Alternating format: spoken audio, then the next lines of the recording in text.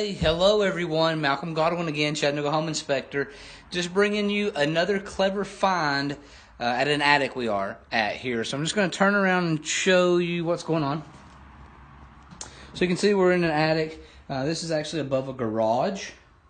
Okay, you can see that we don't need insulation above the garage. That's fine. But what is odd is some of these places, some sheetrock has been replaced in some of these places. So if we look, going from left to right here, we've got 2x8s that span about 24 feet. That's a little far for a 2x4. So then over here, we can see this is a beam, or what they're trying to make a blind header, which is a header that's upside down. What we really want to see is this on the bottom of all these ceiling joists, and the reason for that is because we can properly support all these joists that go from left to right. The problems here, you can see, one, there's not enough support for this beam. Two, they've attempted just to toenail these nails from this beam to hold these joists right here, and you can see right here that she's just cracking away. And then you can see where it's also pulling away on some of these sides here.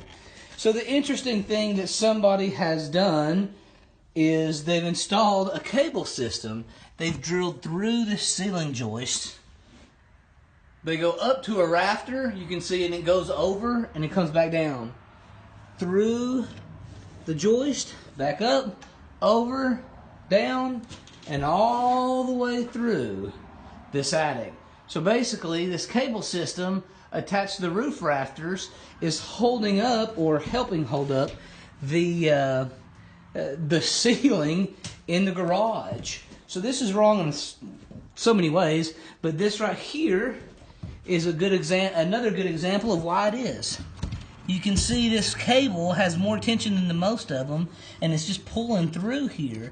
If this thing pulls all the way through this joist that it's resting on, and this header gives way, there's no telling what can happen to all this weight that's being supported over this garage. So,